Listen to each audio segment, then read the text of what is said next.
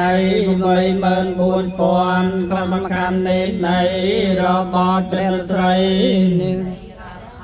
Nhóm tiếngព្រះសង្ឃរសាសត្រង់ជាបុត្រព្រះពុទ្ធលះកតនា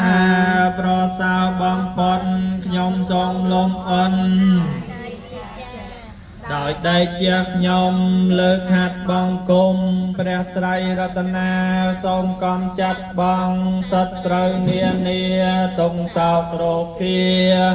វិនាទៅអង្គពុទ្ធាំ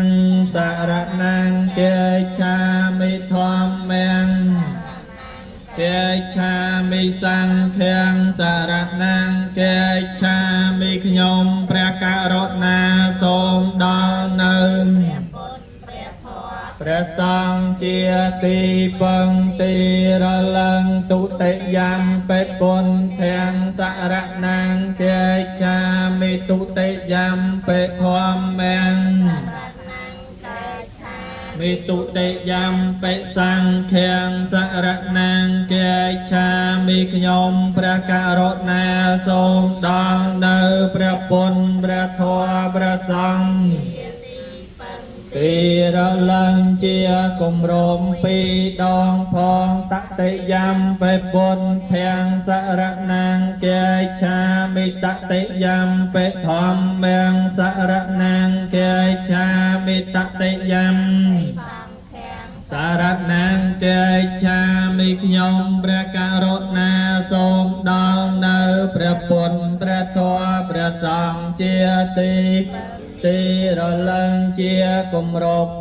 3ដងផងនមោតសាវិកវតោអរហតោសម្មាសភេកវតោអរហតោសម្មាសម្ពុទ្ធសនមោតាសភេកវតោធាសារិកេរិយាអ្នកមាសកាថ្វាយបង្គំព្រះករុណាចូលមានដល់ព្រះដ៏មានព្រះភិអង្គនោព្រះអង្គជាព្រះអរហន្តដ៏ប្រសើរទ្រង់ត្រាំយធម៌ទាំងពួងដោយប្របីចំពោះព្រះអង្គឥតមានគ្រូអាចារ្យណាប្រដៅព្រះអង្គឡើយទេពិសោភគវិអរហង្គសម្មាសម្ពុទ្ធោវេជាសកតោលោ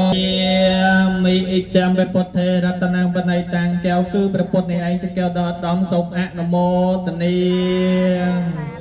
ស្វាខតោភគវតាធម្មោសន្តិនលេកោអេហេបាសេកោអោបណយិកោ